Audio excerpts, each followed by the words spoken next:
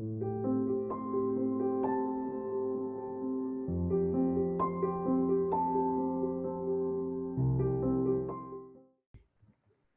afternoon, everyone. Welcome to our webinar for this afternoon. If where you are is morning, good morning. My name is Agnes Roro, a certified ICF coach and a faculty member of Strathmore Business School. I'll be your host for this session. And with me is Carl Wagner, who is a psychologist and our faculty at Strathmore Business School, and as well the guest for today's session. So I welcome you all, and I want to go straight to the session by introducing the session and the housekeeping to help us all have a great experience.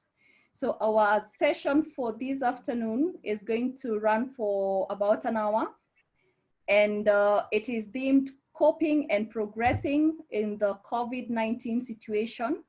And we'll be looking at building resilience at individual and organizational level.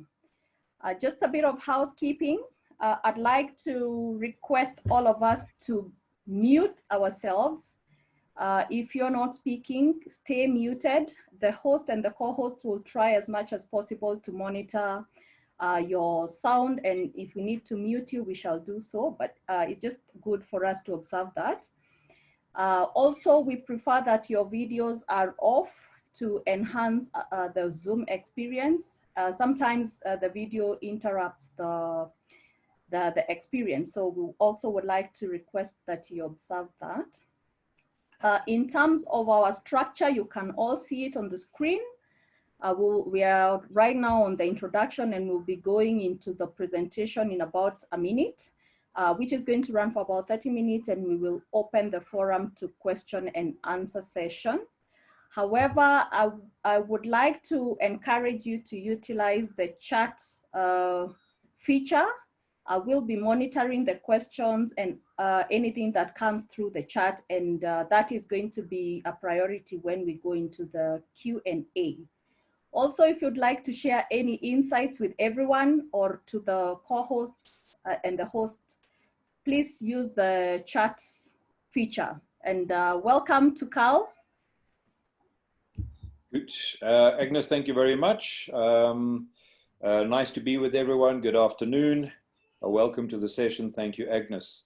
And let me then just start off by talking about or introducing the topic, and it is building a resilience. It's coping and progressing during the crisis. It's building resilience at an individual and an organizational level.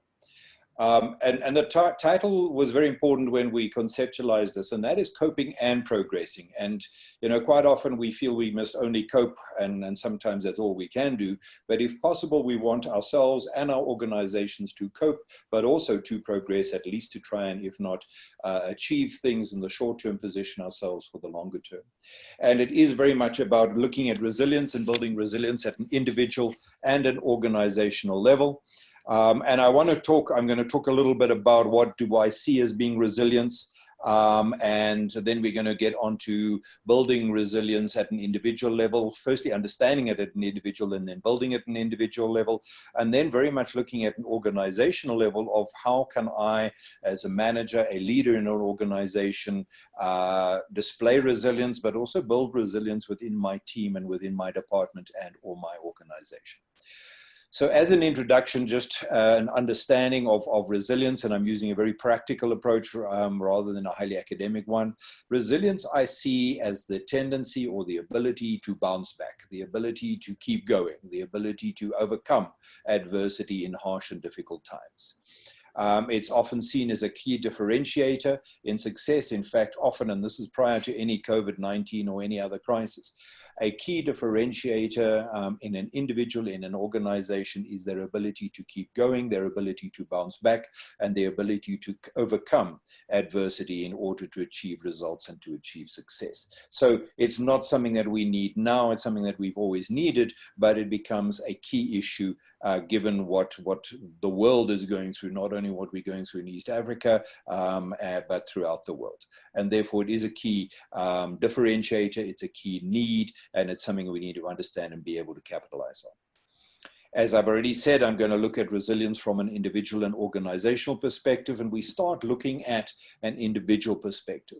As I've already said, the ability to keep going, to overcome adversity, the ability to bounce back is very much what we're seeing at an individual level. Do people have the ability to get through this? Do people have the ability to cope and to perform and to deliver in spite of what they are going through? In their personal lives, in their organizations, and in their countries. At an organizational level, as I've said, it's not only being able to maintain your own level of resilience, but also to build that within your team. And as we've heard, and we know, and we've heard it a lot lately, what we seem to be seeing is what we have now is perhaps the new normal. I think we are experiencing and can anticipate continuation of what we're seeing. Hopefully we don't have a continuation of the pandemic, but a new way of working. We are seeing people in dealing with a great deal of adversity at the moment, be they individuals in our country or individuals in our organizations. We are seeing job loss, we're seeing reduced earnings, we're seeing new ways of working, we're seeing people using Zoom sessions and team sessions and the internet. We are seeing people having to interact without being able to sit face to face. So we're seeing a very much a new way of working, and this is stressful for many people. We are dealing with challenges that we did not have to deal with before. And many of you are aware of this. If you are now sitting at home because that's where it's safest and you've got children, how do you take care of your children? How do you take care of your family? How do you suddenly become the educator as well as the breadwinner? So we are seeing a whole lot of challenges, and this does seem like, at least for the foreseeable future, it's the new normal, if not the new way of working. And we need to make sure that we can deal with this. So that's pretty much looking at the individual and the organizational level. I'd like to move on now onto an individual level and just understanding what is this thing called resilience. And people use different words. It's tenacity, it's perseverance, it's resilience. And I start off by trying to understand resilience and the foundations of resilience. And you can see resilience as an attitude. Some people seem to have that attitude of resilience. What is that made up of? Where does that come from? What leads to a person having this attitude of resilience? You tend to find in these people a self-belief. And that's an interesting concept. It's a self-belief. It's what I call a quiet belief within oneself that we will overcome this and we will succeed. And it's interesting because it's not arrogance and it's not necessarily confidence. Quite often people who are not seen as being the most confident, outspoken, loudest person, maybe they have that self-belief. They hadn't ever have an inner belief in themselves, an inner determination, so it's self-belief. Another element that you would see as being of resilience as an attitude is energy. And that's not just hyperactive people, it's energy, it's the ability to do stuff, it's the ability to keep working, it's the ability to put energy in where energy is required, to find that energy when it's difficult to find. So it's energy, it's self-belief. Very, very important element of success in general, which we'll see just now, but also of resilience, is an internal locus of control. So you get an internal locus of control, you get an external locus of control. Internal locus of control basically says, I determine what happens to me. I determine how I deal with issues. External locus of control is very much a personality who believes that things happen to them. I am the victim because of this, because of that. Now, none of us were in control or created the COVID-19 and the pandemic. But an internal locus of control is a person who says, given what I'm dealing with, given what I'm faced with, I need to make things happen. I need to sort things out. So they are in control of what they do and how they deal with and react to issues, versus the external locus of control is more a person who sees themselves as a victim. Next element is optimism, and that is, if we're looking at people who are resilient, they've got self-belief, energy, internal locus control, but there's an optimism. And it's a realistic optimism. It's not a silly optimism, but it's a belief that, yes, we will get through this, and yes, we will succeed. So what are we saying? We're saying that resilience can be viewed as an attitude.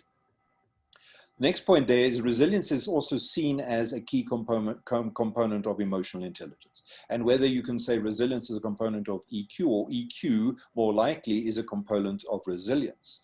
So people who've got EQ tend to have what is referred to as by Goleman as motivation. In other words, the ability to keep going, the resilience, the ability to bounce back. That is a function of mindfulness and being aware of what's happening around you and within you, which leads to a direct element of key emotional intelligence, which is self-insight and self-awareness, and then also awareness of others. So we can see resilience as an attitude. We can see it as a function of emotional intelligence or as a result of emotional intelligence. Resilience is also about having an effective support network. Resilience is about understanding we don't have to deal with everything and cope with everything ourselves. I have got friends, I have got colleagues, I have got family, and I can rely on other people. And what we find is that people who have got a healthy and effective network of support, be it friends, family, or colleagues, have a great ability to get through these tough times.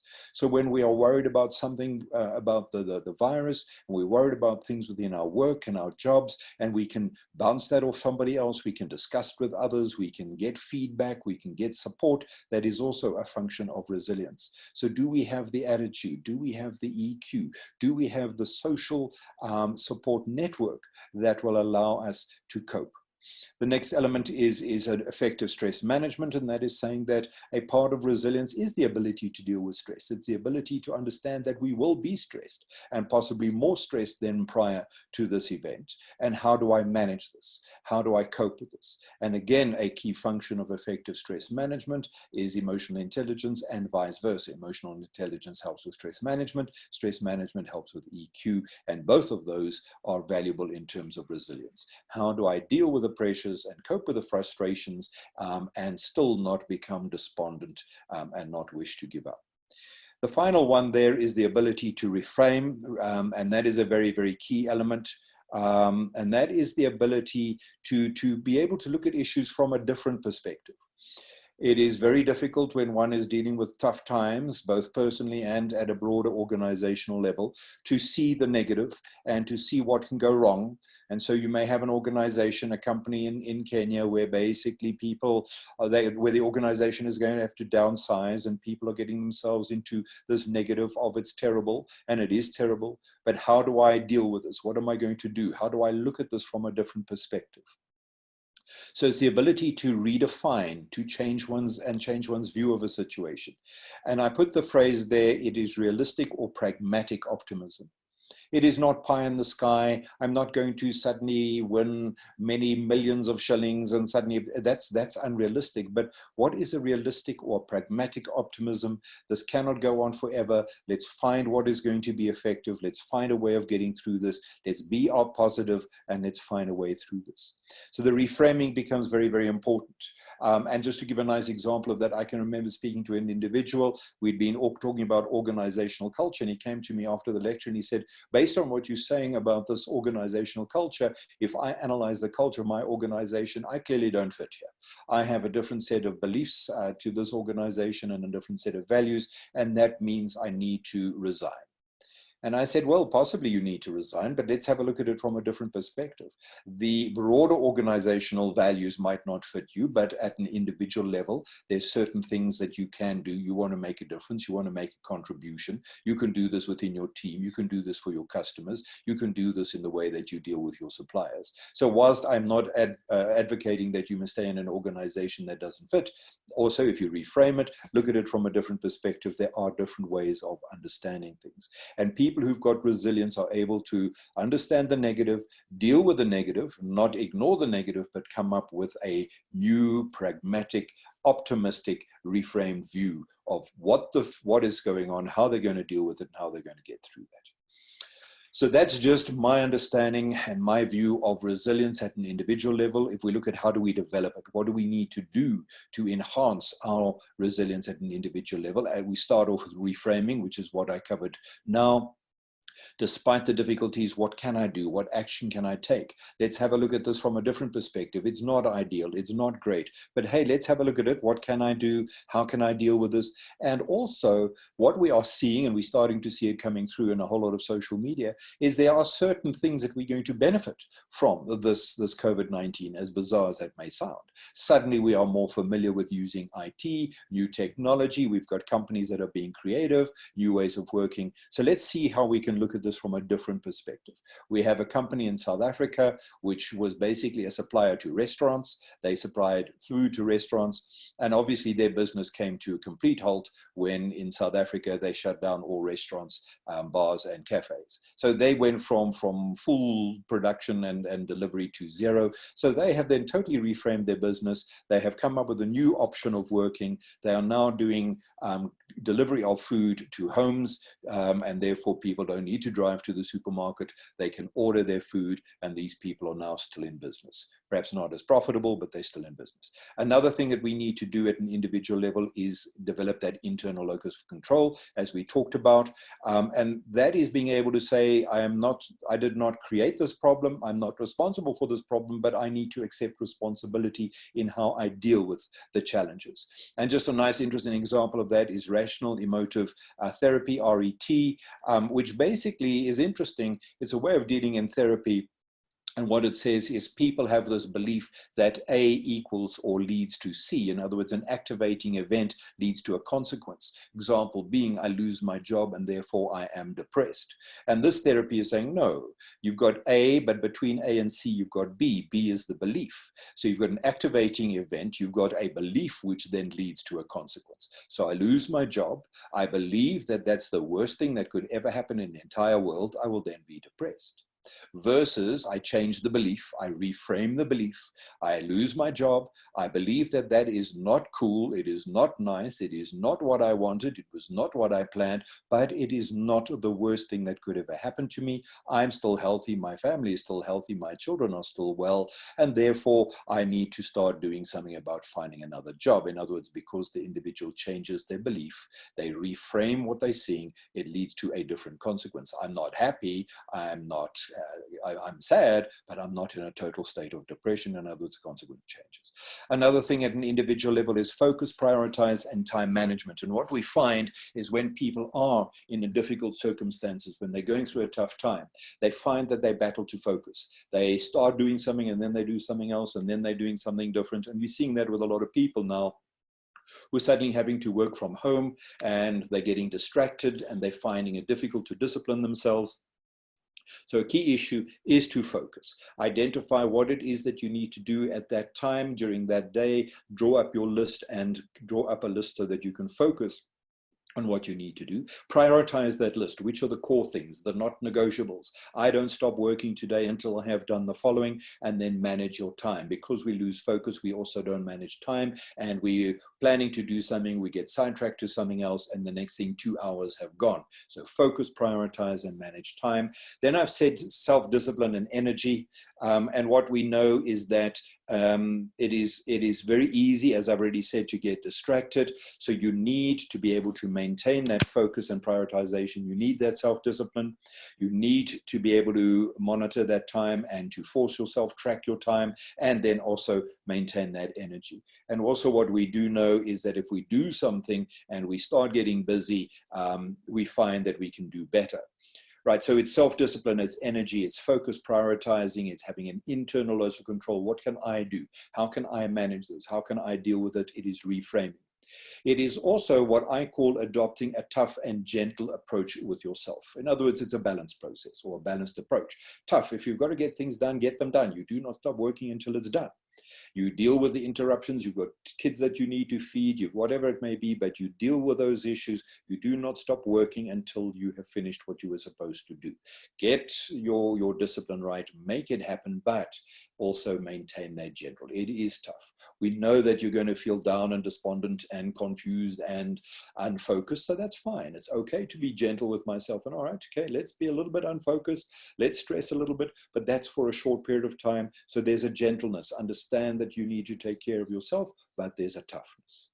I then say get busy, do something, because it's very easy, particularly if somebody is getting themselves totally worked up about this, they are unfocused, they're getting themselves stressed, is that one goes round and round, and actually you're doing very little other than stressing and worrying about issues. Get busy, do something. Find your priority list and make it happen. And again, that goes back to my discipline, is we all know that if we start exercising and we haven't gone running for a long time, let's say, and then we decide we're going to start running, and it is impossible to get yourself out of bed at 5 or 5:30 in the morning. But if you force yourself and you do it day 1, 2, 3, 4, 5, and you do it for 10 days, eventually it becomes part of the routine. And more often than not, you're able to do that. So get busy, do something, maintain that discipline. Utilize your support, your social support, capitalize on that social support network, develop a greater network. And then a final point on an individual level is to help others. If I can't be doing anything at the moment, if I cannot be generating income for myself at the moment or for my company, maybe I can assist others. And it is very, very valuable from an emotional point of view to actually be contributing to others. That gives one some sense of purpose. So those are some ideas in terms of developing resilience at an individual level. We then move on to an organizational level, whether it be your team, your department, or an entire company. And a leader, a manager can work at a number of levels. You can look at the culture in the organization. You can look at organizational practices and procedures, your leadership style, where I'm going to focus today, and then you can have a look at support networks. Culture, does my organization, does the culture in my department, the culture in my organization enable a resilient team? If I have an environment where people cannot do this and they cannot do that, where they are criticized, where they are not supported, where we do not encourage initiative or creativity, well, then we're not going to find it. So I need to create an environment in my team, my department, my company, a culture where people can do, try and do, want to do. And even if it's not a great idea, that's fine. We will find a way to incorporate it or to develop it or to build it into something else. Organizational practices and procedures. Do the company policies enable initiative and innovation and creativity? Are there bottlenecks? During a crisis like this, and if you want people to be resilient, this is where we've got to have a can-do attitude. We can't have 101 policies and procedures that restrict us and prevent us. I'm not saying we must bypass all organizational policies and procedures, but let's make it a user-friendly environment, the culture, the policies. Leadership style, I'll come back to. Look at the social networks, the support networks. Are you creating an environment where your people can engage with each other? Do you have regular weekly team sessions? Because the danger is people are now working individually. They've lost the contact with their colleagues, etc., etc. Capitalize on technology, set up those sessions for your teams, let them set up their own sessions, let them do it formally, informally, probably from an organizational point of view, you've got to do it a little bit more formally. So we can work at different levels. I want to focus on the leadership style and what would we see in a person who is leading a team and building the resilience and the progression of their team, their department from a leadership point of view. Point number one, maintain your own level of resilience. In other words, there is no ways that I can work for you and feel positive and optimistic when you are negative and complaining. You have to be able to develop and maintain your own level of resilience. I say they be genuine, and this is similar to EQ. Resilience is not just a happy face, but it is finding that positive, but be genuine. If you are stressed and concerned, you can say you're stressed and concerned. You don't have to be stressed and concerned. You can say it. Empathy, be aware of what other people are going through, not just the difficulty they have in setting up a session or whatever, but be aware of what your staff are going through. Be aware of that mother who's got a very young baby, or that mother that's got teenage children, or that father that's trying to deal with certain issues. So be aware of what others are going through. Very, very important when you're leading your team, particularly in a time time of crisis is direction. People don't know what's going on. They don't know what to do now. They're not sure what's going to happen in their jobs, in their organizations, in their department. Give direction. Obviously, as much direction as you can, but give direction. And you cannot, quite often these days, we cannot give long-term direction. We cannot say, we're going to be there and we're going to be doing this year. We don't know. All right, but give direction for now. So if I don't know what I'm going to be doing or what we're going to be doing in 3 months' time, what are we going to be doing today? What do we want done? Keep people focused. So vitally important is direction. And I say there, give direction and prioritize. So we need to do A and B and C. This week, that's all we're going to do, but we're going to do that really, really well. And we're going to start with A, then B, then C. Break things down into bite-sized pieces. If people are battling to cope, they are becoming overwhelmed. They cannot handle too much, therefore you give them bite-sized pieces. I need you to do this, then come back to me. You may need to do that. Sometimes it sounds like micromanaging, but remember you're doing that with empathy. Monitor and manage energy levels. Not only must you do that for yourself, but pick up what's happening in the team. Pick up who seems to be down, who's up, who's worried, who's concerned. Is there energy? Are we all becoming kind of tired and despondent? Maintain that internal locus of control. So the questions with your team is, okay, so what can we do? How do we address this? How are we going to deal with this? Not feeling sorry for ourselves. So you need to monitor the energy of your team and try and manage that as best as possible. Be positive, all right? And again, I would go back to what I said earlier. It's a pragmatic optimism. Be positive. Let's find a way through. We will find a way through. Major one, again, is reframing situations. At an individual level, you're doing it for yourself, but here you are doing it for your team. And you're saying, okay, this is not great, but hey, let's look at different ways. Let's look at new ways. How can we be more efficient? Let's find a different market. Let's find a different product, and let's try and reframe the situation. Very important is to listen to your people, to hear them, because you need to understand where they're at. You need to pick up what they're experiencing and what they're feeling. And therefore, basically, it is about hearing not only the words, but also the underlying emotions. What are they telling you and what are you hearing? As I've said, at an individual level, I maintain at an organizational and team and department level. Be tough and gentle with your team. Tough on action, but gentle on understanding what they're dealing with. Again, a balanced approach. In other words, if we're going to do something and we've broken our task for the week into bite-sized pieces, they need to be done. And I need them to be done, and we make sure that they are delivered on, and the quality and the standards must be of a high standard. And you need to do that. But there's a gentleness in understanding what they're dealing with and how that it is tough. So there's again a lot of empathy, but it's not about second best. It is about maintaining our standards, but we have that balanced with empathy and a gentle approach. We also say get everyone busy. So there is a danger when there perhaps is not a lot of work to be done. People are uncertain. People are sitting at home. They don't know where they're going. Let's get everybody busy. Let's do something. If I cannot go out and sell my product today, well, let me start building my brand for the future. What am I doing to communicate to my customers so they remember me, so that I'm positioned positively in their mind, so that I am planting seeds for the future. If I can't sell today, I want to be able to sell in the future. Get everybody busy. Find ways to refresh your logo. Do whatever it is, but keep them busy. If I can't make money now, let's build for the future.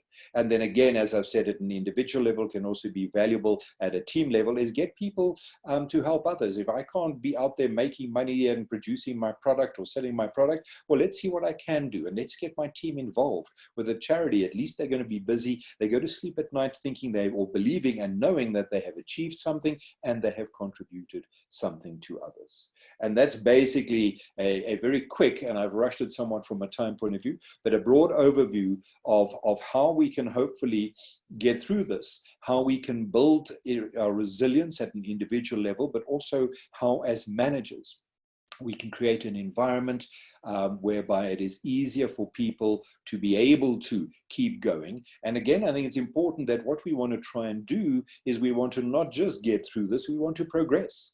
Right? If I can't make money now, I'm making money for the future. I want us to be as better off as we can in a month's time or in 2 months' time than we are now. And that is about, let's progress. Let's not get stuck into the negative. Let's find ways and things to do. And that's really what we want to try and do in this time. And that's my view on how we can build resilience, and hopefully we can progress as a result at an individual and at an organizational level. Okay. Thank you. Agnes, can I hand over to you? Thank you very much, Carl. Quite interesting food for thought. I want to welcome questions and answer, and of course, Carl will take the questions and answer them. So I will throw in the first one from Susan.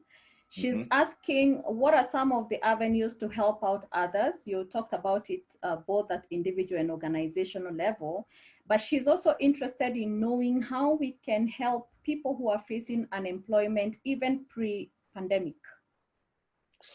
Okay, wow, okay. So basically, how do we help others? I think the core concept, let me talk about the concept first. The concept is, if I am stressed and I'm worried about things, let me change this worry, let me change the stress. It's still there, it's still in the back of my mind, but let me go and find somebody who's battling. Let me go and find somebody who's really dealing with issues. I may be worried about whether I have a job in the future, but I currently have one.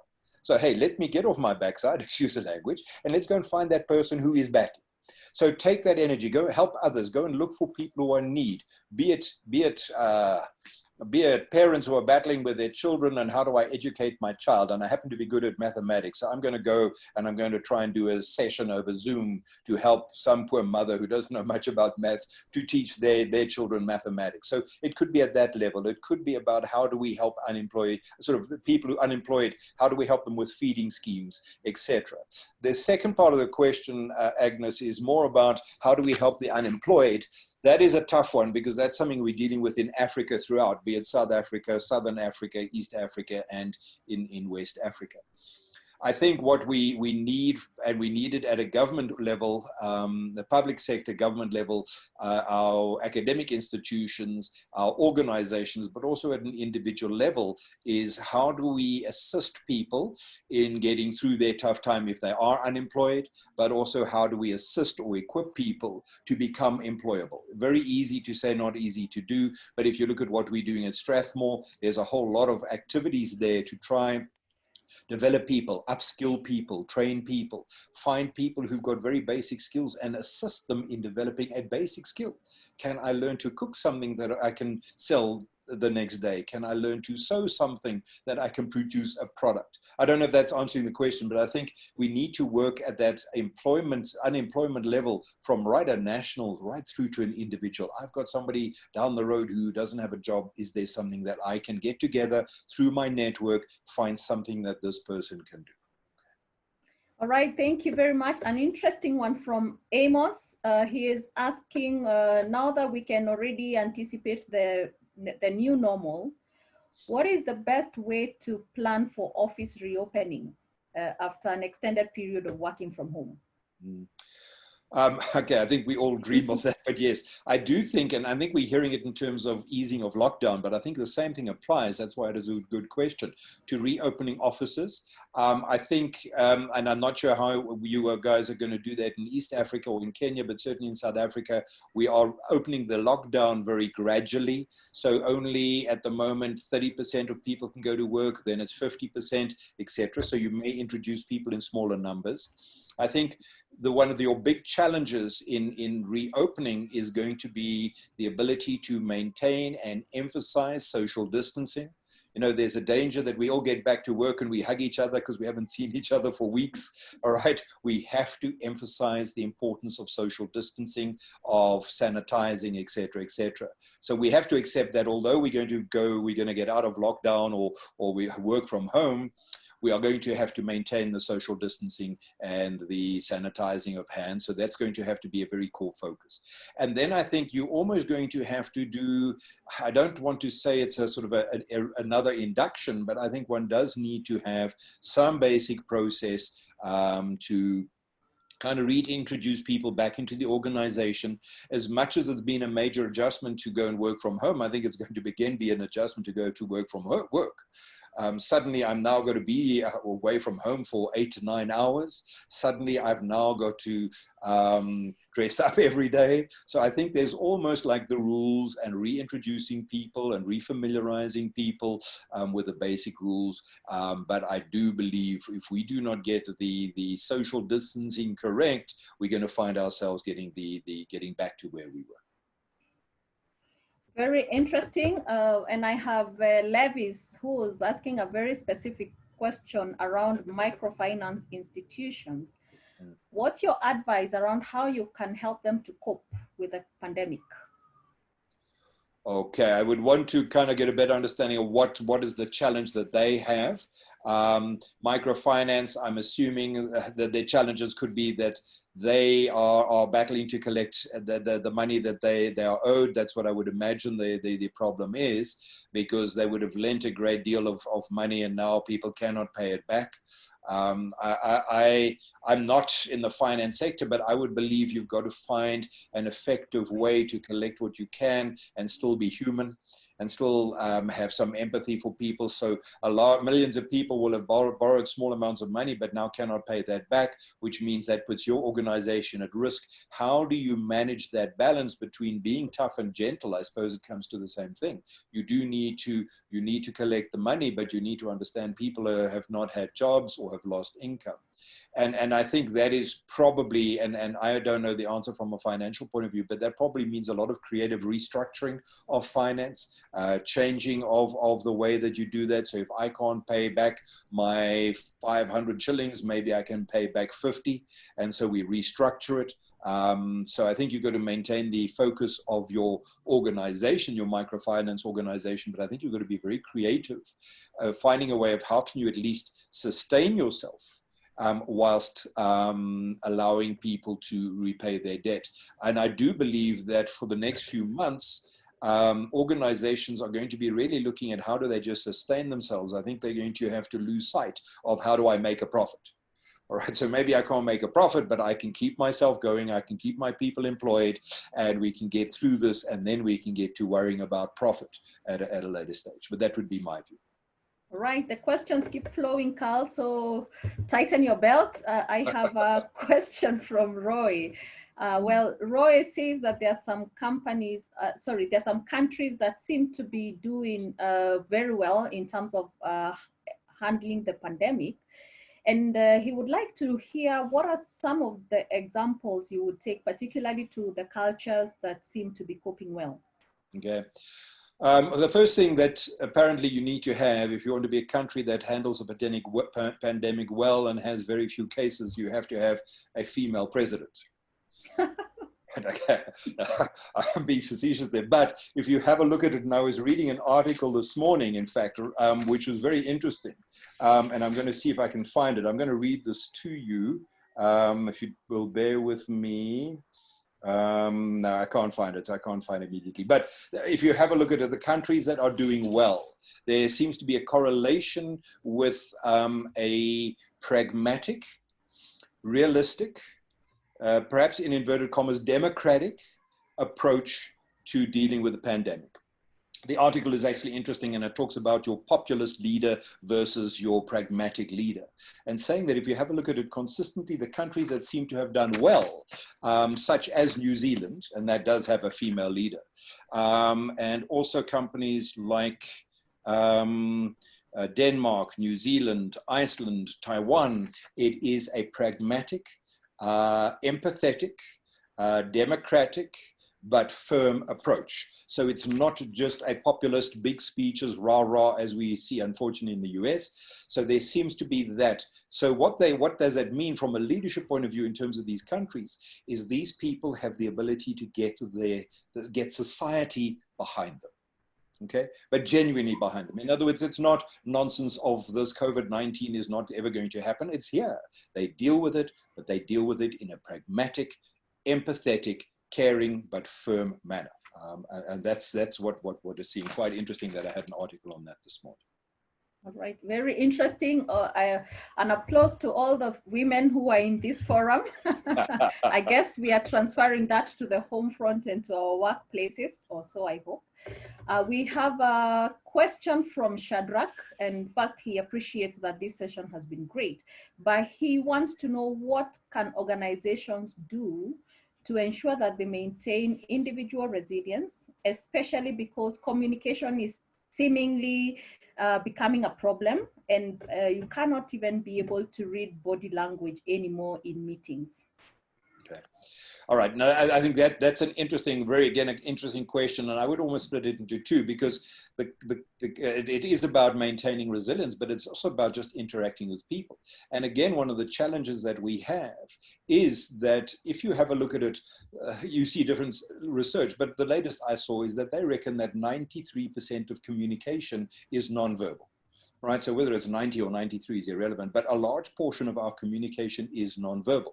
So it's not the words the person is saying, but it's the facial expression, it's the body language. And as you all know, we've muted everybody. So the only person I've been able to see during the session was myself. And now I can see Agnes. So you can't see people. You're talking to people and you can't see people. And just as an aside, you can imagine for a lecturer, that's really, really tough, because I lecture. And when I lecture, I'm watching my audience, my class. I understand, I can see who's with me, not with me. And through this sort of social media and the Zoom sessions and MS Teams, we're not able to do that. So that has a major impact, Shadrach, on communication. Now we exacerbate it of saying, now I need to keep resilience going as well. I can't even keep communication going properly. So it is very, very important. You know, the one thing that one can try and do is to have telephonic conversations as well. So I might have a Zoom session with my team, but that's kind of fairly distanced. And although I might see some of them, it's very aloof. And maybe there is that telephone conversation, maybe is it a WhatsApp call. And I think the key message here is, as a manager, leader, but also as a colleague, we have to work that much harder on our communication, because we're losing so much through the nonverbal, to be able to keep in touch with how people are doing, where are people at. Okay. Very interesting. Now that you talked about the lecturers like you and I, there is a question from Eric. He wants to know the role of training as a technique for building resilience. So this one is also assessing whether we are adding value to this particular one.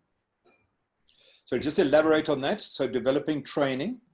The question is, what is the role of training as a technique for building resilience? Okay, so I think it depends on how you would describe the training. I think there certainly is the role of training to train managers, to train leaders on how do we develop resilience? How do I develop that empathy? So just as we could run a training session on EQ, we could, or an organization could say, well, I need to train my managers to be able to understand their own resilience, but also to develop the resilience of their teams. One can develop training programs to assist managers to understand resilience, to understand their people, to develop the EQ, and I think to develop and to build resilience. So I think, yes, I think it can be a very valuable mechanism or tool for organizations. And I think an interesting point is, again, we have to understand new normal.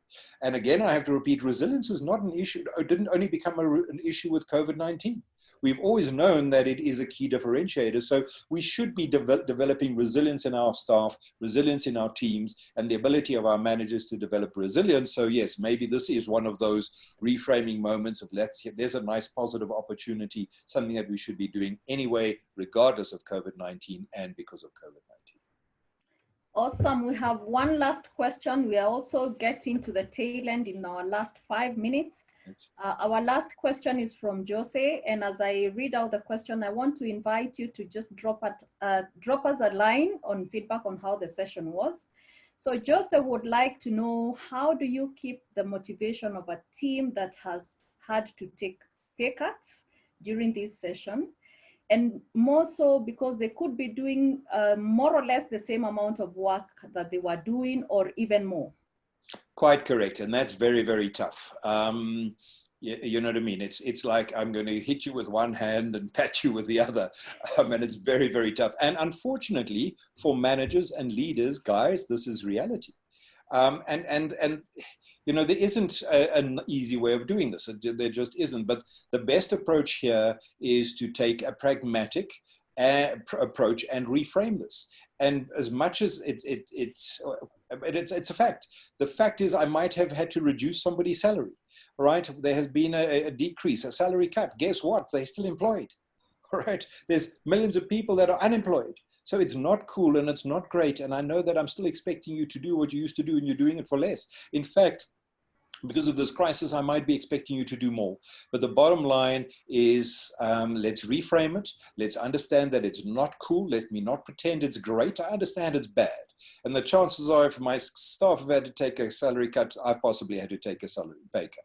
So let's deal with this. It's not great. It's not ideal. We understand the toughness that it's going to cause. But hey, guys, what we got is we got millions of people who've got no income and no employment. We've still got a job. So let's get through this. And let's do this as well as possible. I have an interesting situation where a close friend of mine has been put onto a 60%. All right. And bottom line is, she could say, oh, this is not fair and this is not right. And now I'm going to battle to pay my bills, which she will. But the bottom line is, she's got the right attitude of saying, well, okay, guess what? I'm on 60%, other people are on 0%. And what she is saying, and which I think is the right attitude, and that's what we need to try and foster in our staff, which is easy to say, not so easy to do, is what she's saying is, then I need to do as good a job as possible, because then this company will come right as soon as possible. As soon as the COVID-19 is over, we'll be in a position to get back to profitability, and then I can get back to my full salary. So it's a very, very tough one. Jose, it's a very, very tough one. But bottom line is, let's reframe it. Let's keep that focus. Let's also try and be positive. This will hopefully not be forever. Let's make sure that we do our jobs as well as possible, so we don't have to take an even bigger cut and or lose more people. Let's start looking at the collective. Easy to say, not so easy to do, but that's where the focus, I think, needs to be. All right. Thank you very much, Carl. We are certainly just about a minute from our time up. And I'd really like to appreciate each and every one of you. We got up to nearly 60 participants, and we are very grateful. On our screen, we are sharing for you the series of the upcoming webinar today at 6 p.m. Wow, they're rolling every other hour. It's themed Behavioral Communication Strategies for COVID-19. But also we have a series of other episodes that will be coming. So be on the lookout, do not miss out. Some people have asked about the recording and the PowerPoint presentations. We will be able to share them with you so we can continue the conversation. Thank you everyone, and have a lovely afternoon. Thank you very much, Carl, and also to the team that is behind the screens, ensuring that everything is working. Asanteni sana. Thank you so much, Agnes, and to everyone else. Thank you.